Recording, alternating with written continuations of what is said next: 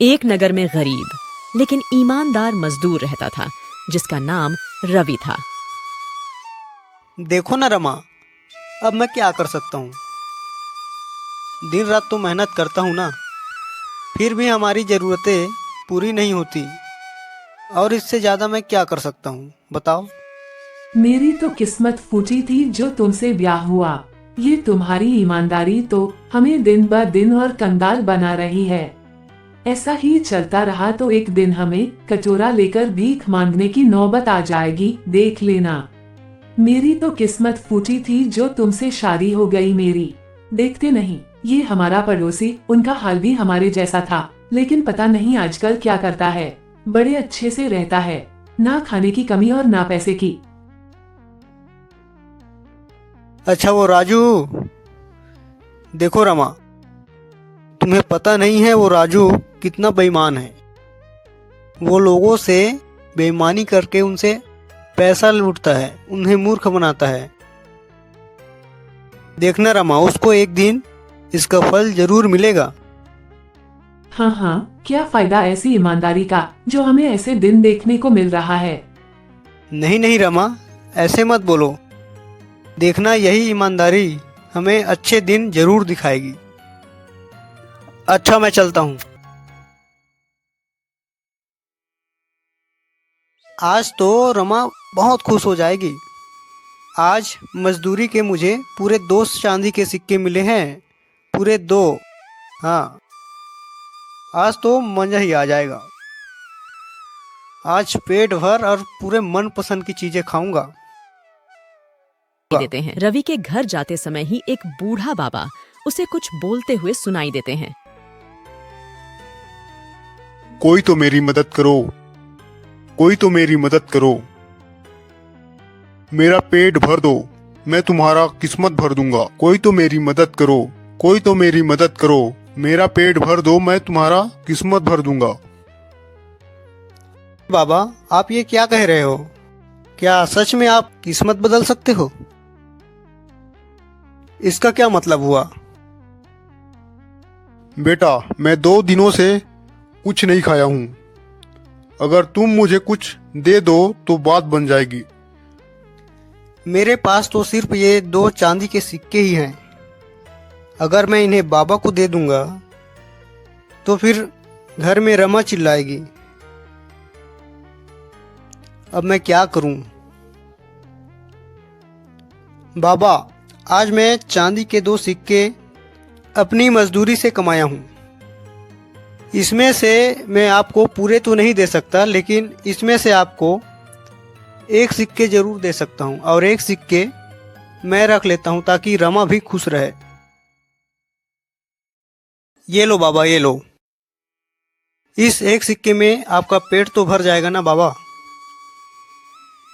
हाँ बेटा, हाँ, इतने में मेरा खाने का बंदोबस्त हो जाएगा। तुम सच में बहुत ही ईमानदार और दयालु हो बेटा। तुम अपनी स्थिति जानते हुए भी मेरी मदद करने की सोची। आओ मैं तुम्हें एक राज की बात बताता हूँ। सामने वाले जंगल में लाल पहाड़ी नाम का एक पहाड़ है। वहां पर तुम चले जाना। वहां पर तुम्हें एक पक्षी मिलेगी। उसे तुम अपना घर ले आना, पर ध्यान रखना उसे पिंजरे में मत रखना। वह पक्षी तुम्हारे घर से अपने खाने की तलाश में बाहर जाएगी और शाम होते ही वो फिर से तुम्हारे घर में वापस आ जाएगी। एक दिन उस पक्षी की मृत्यु हो जाएगी। तब तुम उसकी अंतिम संस्कार कर देना और उसे जला देना।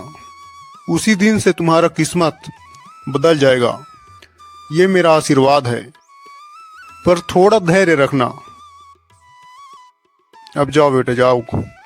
गरीब रवि बूढ़ा बाबा के बताए हुए अनुसार जंगल के लाल पहाड़ी पर चला जाता है, जहां उसे सच में एक पक्षी मिलता है।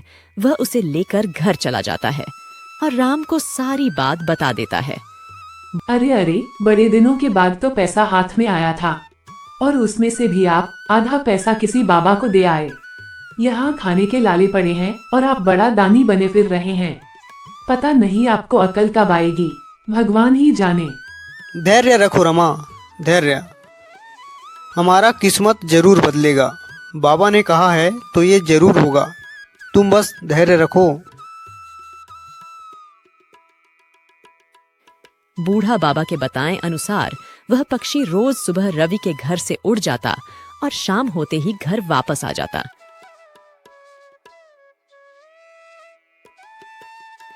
एक दिन उस नगर के राजा नदी में स्नान कर रहे होते हैं। तभी उसका हीरे की पुश्तैनी अंगूठी उस नदी में गिर जाता है।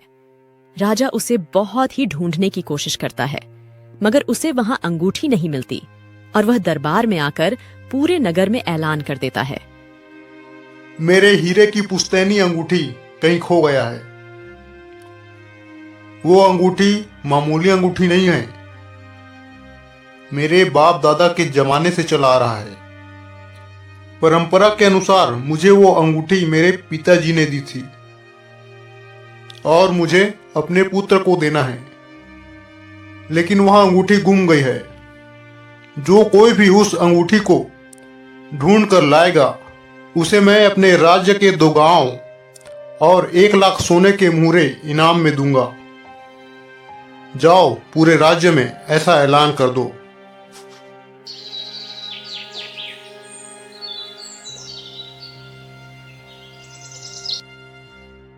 सुनते हो राजा ने क्या ऐलान किया है?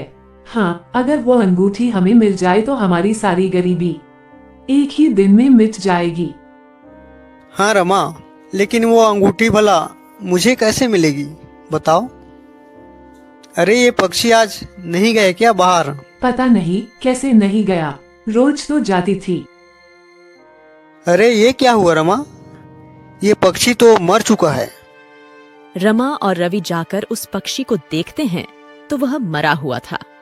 रवि को बूढ़े बाबा की बात याद आता है और वह पक्षी की अंतिम संस्कार करने लगता है। पक्षी को आग लगाया जाता है।